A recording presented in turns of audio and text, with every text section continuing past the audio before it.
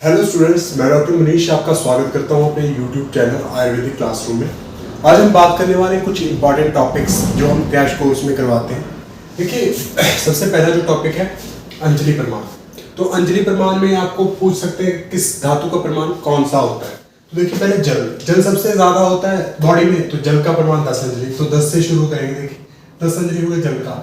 उसके बाद रस की जो कंपोजिशन होती है बिल्कुल जल के समान होती है, तो इसके नीचे रस आ जाएगा 9 अंजलि। उसके बाद हम बात करेंगे रक्त की। रक्त की जो क है, क वो 8 की शेप का होता है, तो रक्त धातु का प्रमाण है 8 अंजलि। उसके बाद पूरी श से 7 याद करेंगे। पूरी श से 7 याद करेंगे। और देखिए कफ है, जो कफ को श्लेष्मा बोला जाता है। श्लेष्मा क्या बोला जाता है? श्लेष्मा। तो श्लेष्मा का जो छ है वो इंडिकेट करता है, इसका प्रमाण है 6 अंजलि। और देखिए प से पित्त, प से है पित्त और प से क्या है 5 अंजलि। तो प से पित्त, प से 5 अंजलि। मूत्र और आर्तव, जो मूत्र और आर्तव है ये एक ही जगह से आते हैं। मूत्र और आर्तव मतलब अधोगामी होते हैं, तो इनका जो प्रमाण होता है वो 4 अंजलि होता है। ये आपको याद कर लेना, ये इंपॉर्टेंट क्वेश्चन है। पूछा भी जाता है कि ऐसे कौन सी 2 वस्तुएं हैं जिनका प्रमाण अंजलियों में सेम होता है, यानी कि अंजलि प्रमाण एक समान होता है। तो ये आपको 4 टिक करना है, ठीक है। इसके बाद देखिए क्वेश्चन आता है वसा। वसा कितने अंजलि होती है? 3 अंजलि। में दो का जो आंसर है ये खुद ही दे रहा है कि मैं दो मेरा जो प्रमाण है वो 2 अंजलि है। और स्तन चाहे मेल हो चाहे फीमेल हो 2 ही होते हैं, 2 होते हैं। तो मेल 2 और स्तन्य का जो प्रमाण है वो 2 अंजलि होता है। मज्जा, जिंदगी में मज्जा आपको एक ही बार आएगा जब आप AIPGT क्रैक कर लोगे। तो मज्जा क्या है? 1। मज्जा का प्रमाण क्या है? 1 अंजलि। अब बताते हैं मस्तिष्क और शुक्र। देखिए मस्तिष्क और शुक्र, आपको बहुत जगह पर सुना है कि जो शुक्र है वो ऋषि होते हैं। जो महर्षि अपने शुक्र को बचा के रखते हैं, यानी कि आप अपनी सातवीं धातु को बचा के रखते हैं, इसीलिए उनका मस्तिष्क जो उन्नति कर जाता है। तो मस्तिष्क और शुक्र का प्रमाण कितना है? आधा अंजलि। और इसके साथ आपको याद करना है अपर ओज। ओज 2 प्रकार का होता है, एक अपर और एक पर। अपर ओज का जो प्रमाण है वो आधा अंजलि है, जबकि पर ओज है, पर ओज जो हृदय में रहता है, जो हृदय में रहने वाला ओज है उसका प्रमाण होता है 8 अंजलि। ये आपको मार करके याद करना है। अब स्त्रियों में पेशियों का विभाजन है, ये बहुत ज्यादा इंपॉर्टेंट टॉपिक है, इसमें से क्वेश्चन बहुत बार आया है, तो मैंने इसको इस क्लास में डाला है। देखिए स्त्रियों का जो पेशियों का विभाजन है, स्त्रियों में जो 20 पेशियां, पुरुषों में जो 500 पेशियां पाई जाती हैं, जबकि स्त्रियों में जो पाई जाती हैं आयुर्वेद में बोला कि 520 पेशियां पाई जाती हैं। 520 मसल्स एक्स्ट्रा, 20 मसल्स एक्स्ट्रा पाए जाते हैं। तो देखिए ये विभाजन कैसे है? उभय स्तनों में, यानी कि दोनों स्तनों में 5-5 पेशियां होती है। 5-5 पेशियां कहां पर होती है? दोनों स्तनों में, 5 इधर 5 उधर। अपत्यपथ यानी कि अपत्यपथ जो मार्ग होता है उसमें 4 पेशियां पाई जाती हैं। 2 होती है इंटरनल और 2 होती है एक्सटर्नल। अभ्यंतर 2 और 2 होगी बाहरी। ये आपको याद करना है। गर्भ क्षेत्र पर कितनी होती है? 3। और शुक्र आर्तव प्रवेश नहीं होती है 3। ये आपको याद करना है। उसके बाद पूछ लेते हैं सुश्रुत के अकॉर्डिंग या फिर भागवत के अकॉर्डिंग आप बताइए शिराओं का मूल क्या है। तो देखिए शिराओं का मूल सुश्रुत ने नाभि बताया, भागवत ने हृदय बताया कि जो शिराएं हैं वो सुश्रुत बोलते हैं कि नाभि से जुड़ी रहती है। जब बच्चे का बर्थ होता है तो नाभि से जो शिराएं होती है वो जुड़ी रहती हैं बर्थ से पहले। उसके बाद देखिए भागवत बोलते हैं कि हृदय से ही जुड़ी रहती है, यानी कि जो शिराओं का मूल है वो हृदय ही है, ठीक है। ये आपको याद करना है। अब देखिए बात करते हैं मूल की। स्रोतस के मूल के ऊपर क्वेश्चन पूछा जाता है कि बताइए प्राण वह स्रोतस, उदक वह स्रोतस, अन्न वह स्रोतस, रक्त वह, मांस वह, मेद वह, अस्थि, मज्जा, शुक्र। इन जो ये स्रोतस बताए हैं, इन स्रोतस का मूल क्या है? तो हम चरक के अकॉर्डिंग इनके मूल के बारे में बात करेंगे। देखिए प्राण वह स्रोतस है, जो इसका मूल है हृदय और महास्रोतस। हृदय और महास्रोतस। देखिए प्राण, आपके प्राण डिपेंड किस पे करते हैं? आपके प्राण डिपेंड करते हैं या तो आपका अन्न आपका प्राण है, या दूसरा आपका रक्त आपका प्राण है। देखिए रक्त को कौन पंप करता है? हृदय। और अन्न को कौन पचाता है? महास्रोतस। ये आप यहां तक कर लोगे। उसके बाद उदक की बात करें। उदक की बात करें तो देखिए तालु और क्लोम, तालु और क्लोम। उदक में तालु और क्लोम, तालु और क्लोम। देखिए अगर किसी को प्यास लग जाए तो उसका क्या सूखता है? सबसे पहले तालु सूखता है, क्लोम सूखता है। तालु और क्लोम, तालु और क्लोम, ये आपको याद करना है। उसके बाद अन्न वह स्रोतस का मूल क्या है? देखिए अन्न वह स्रोतस का मूल की अगर बात करेंगे, देखिए जो हमारा अमाशय है, अमाशय वो कहाँ पर है, वाम पार्श्व में, वाम पार्श्व में, यानी कि बाईं ओर है ऐसे। तो अन्नमय स्रोतस का जो मूल है वो कहाँ पर हुआ, आमाशय वाम पार्श्व, ठीक है। रसवह जो धमनी है इनका जो मूल है वो हृदय और रसवाह धमनियां, रसवाह धमनियां एक इसका मूल है। रसवह स्रोतस का मूल क्या है, हृदय और रसवाहिनियां, रसवाह धमनियां जो इसका मूल है। और रक्तवाह की बात करें तो यकृत और प्लीहा, यकृत और प्लीहा, देखिए रक्त है, रक्त कहाँ बनता है, यकृत और प्लीहा में बनता है। या फिर अगर रक्त कण है जो हमारे आरबीसी है वो टूटते कहाँ जाकर है, स्प्लीन में जाके टूटते हैं, यानी कि प्लीहा में जाके टूटते हैं। तो रक्त व स्रोतस का जो मूल है वो यकृत और प्लीहा है। अब अगर मांस की बात करें, देखिए मांस में आप याद करोगे, देखिए अगर किसी को नहीं आता तो मांस, स से स्नायु याद कर लोगे, और स से षड त्वचा, 6 प्रकार की त्वचा चरक ने बताई है, तो षड त्वचा यहाँ पर आप याद कर लोगे। हम षड त्वचा के बारे में अगली वीडियो में बात करेंगे, लेकिन तब तक आप याद करोगे मांस का जो मूल है वो स्नायु और षड त्वचा है। उसके बाद हम बात करते हैं मेद। मेद के जो मूल होते हैं वो वृक्क और बपावाहन, वृक्क और बपावाहन होते हैं। वृक्क यानी कि किडनीज और बपावाहन, 2 प्रकार के जो मेद के मूल होते हैं। अस्थि का मूल होता है मेद और जघन, मेद और जघन प्रदेश होता है। मेद और जघन प्रदेश जो होता है वो अस्थि का मूल होता है। उसके बाद आप आ जाओ नीचे, देखिए मज्जा का मूल सिंपल है अस्थि संधि, अस्थि और संधि को एक साथ रट्टा मारोगे, अस्थि और संधि।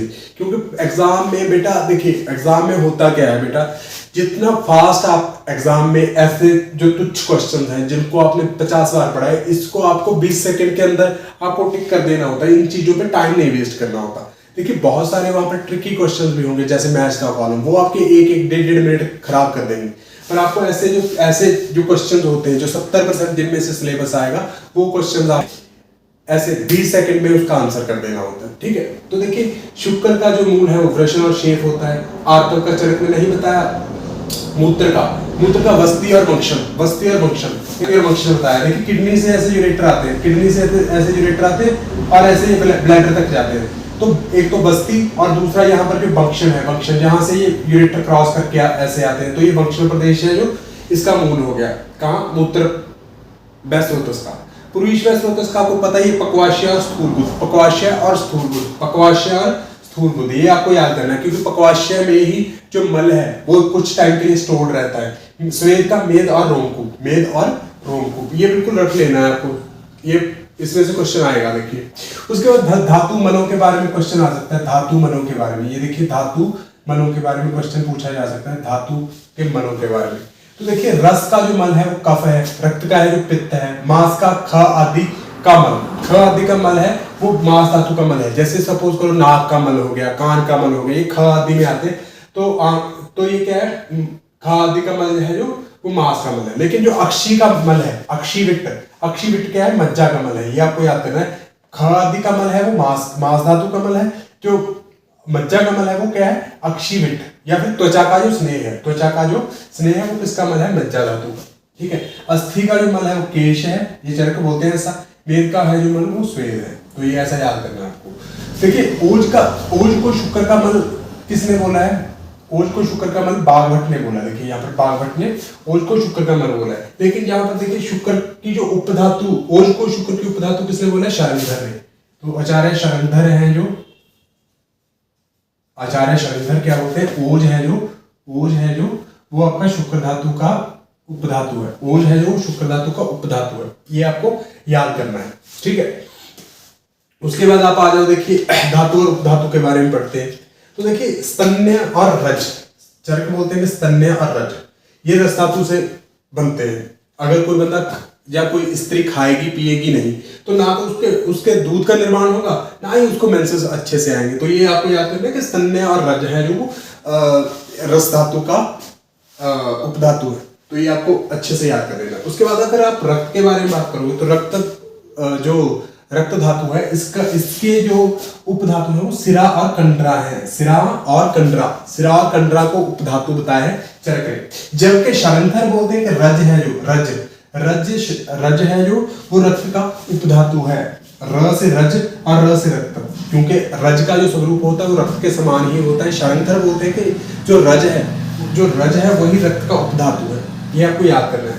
देखिए मांस का जो उपधातु है वो वसा और षड त्वचा बोली है चरक ने। वसा और षड त्वचा किसने बोली है, चरक ने। लेकिन जो वसा है वो बोली है शरंथर ने। यहां तक आपको याद कर लेना है। देखिए मेद का जो उपधातु स्वेद है, मेद का उपधातु बोला है स्वेद। किसने बोला है? शरंथर ने स्वेद को उपधातु बोला, क्योंकि स से शरंथर, स से स्वेद, ठीक है, और उपधातु बोल दिया यहाँ पर स्वेद को। लेकिन यहाँ पर जो चरक थे, ये चरक के अकॉर्डिंग थी, तो ये स्वेद मेद का मल मानते हैं स्वेद को, मेद का मल मानते हैं या चरक स्वेद को, जबकि शरंथर ने स्वेद को मेद की उपधातु के रूप में स्वीकार किया हुआ है। तो अब अस्थि की बात करें। देखिए अस्थि का जो दंत है वो उपधातु है। जो अस्थि का है जो दंत एक उपधातु बोला है शरंथर ने। उसके बाद मज्जा का उपधातु किसको बोला? केश को। शरंथर बोलते हैं जिसके केश अच्छे होंगे, जिसके केश चमकदार होंगे, वो मज्जासार होगा, उतना ही उसकी लाइफ में मजा होगा, ठीक है, क्योंकि आजकल सभी लोगों के बाल झड़ रहे हैं, ठीक है। उसके बाद आप देखिए ओज का जो प्रमाण ओज है, यहाँ पर शरंथर बोलते हैं कि ओज है जो वो शुक्र का उपधातु है। ओज है जो वो क्या है? शुक्र का उपधातु। जबकि बाघभट्ट बोलते हैं कि जो शुक्र का मल है वो ओज है। तो ये आपको याद करना है। उसके बाद देखिए बेटा अष्टांग संग्रह के अनुसार 7 महामर्मों के आपको नाम याद करने होते हैं। कई बार क्वेश्चन आ जाता है कि अष्टांग संग्रहकार ने इनमें से कौन सा महामर्मों में माना है। तो देखिए हम सभी को याद होता है हृदय, वस्ति, नाभि और गुद। हृदय, वस्ति, नाभि और गुद, ये 4 सभी को याद होते हैं, सभी को याद होते हैं। तो इसमें से क्वेश्चन नहीं आएगा बेटा। क्वेश्चन कहां से आएगा? मूर्धा कंठ जीवा बंधन, मूर्धा कंठ जीवा बंधन, इसमें से क्वेश्चन आएगा। तो ये आपको मार्क करना है, मूर्धा कंठ जीवा बंधन। मूर्धा, इसको याद करोगे, मूर्धा कंठ जीवा बंधन, मूर्धा कंठ जीवा बंधनम, ठीक है। तो एक ब्रीफली इसको रिवाइज करते हैं। देखिए जल का जो प्रमाण है 10 अंजलि, रस का 9, रक्त का 8, पुरुष का 6 से 6 7 आ गया, कफ श्लेष्मा का 6, प से पित्त, प से 5, मूत्र और आत्मा का 4 हो गया। अब देखिए स्त्रियों में उभय स्तनों में 5 5, अपत्य में 4, 2 बाहरी 2 अंतर, गर्भशिते पर 3, शुक्रार्थ प्रवेशन 3, ठीक है। उसके बाद अस्थि की संख्या की बात करें तो देखिए अस्थि की संख्या चरक और काश्यप, चरक और काश्यप और वेदांत ने कितनी मानी है? 360 मानी है। चरक और काश्यप और वेदांत ने। देखिए अगर आपको क्वेश्चन नहीं आता तो आपको चरक का मत फॉलो करते हुए काश्यप का आंसर कर देना होता है। मोस्ट ऑफ द केसेस में 70% केसेस में काश्यप चरक को फॉलो करते हैं। 70% केसेस में क्या करते हैं? चरक को कौन फॉलो करते हैं? काश्यप चरक को फॉलो करते हैं 70% केसेस में। अब सुश्रुत और शरंथर है जो 300 हड्डियां मानते हैं, यानी कि 300 बोन्स मानते हैं, जबकि आधुनिक यानी कि मॉडर्न जो है एनाटॉमी, इसमें 210 हड्डियों को माना गया है। अब दोबारा देख लेते हैं। प्राणस्रोतस के मूल है हृदय, महास्रोतस उदकवाय के, तालुवर, क्लोम, अन्नवाय के, अमाशय, वामपार्श्व, रस के, हृदय, दस्तमनीय। ऐसे आपने सभी इसको अच्छे से रट लेना है, ठीक है। ये हमने अभी किया अष्टांग संग्रह के अनुसार महामर्म, इसमें आप मूर्धा कंठ और जीवा बंधन बिल्कुल रट लेना है। हृदय, वस्ति, नाभि, गुद आपके याद है, ठीक है। रस का मल है कफ, रक्त का पित्त, क्योंकि पित्त है जो वो रक्त के स्वरूप का होता है, रक्त के स्वरूप का होता है, इसीलिए रक्त का मल जो है पित्त है। उसके बाद खवादी का मल जो है मांस, खवादी का जो मल है वो मांस का मल है, ठीक है। मेद का स्वेद, अस्थि का केश, अक्षिविट ये मज्जा का है, शुक्र का जो मल है वो ओज है। तो बिल्कुल ऐसे इस सारी चीज को आपको रट लेना है। और अगले वीडियो में मैं और भी इंपॉर्टेंट टॉपिक्स यहाँ पर लिख के आपको करवाने वाला हूँ। तो आयुर्वेदिक क्लासरूम को सब्सक्राइब करें, शेयर करें और बने रहिए आयुर्वेदिक क्लासरूम के साथ। धन्यवाद।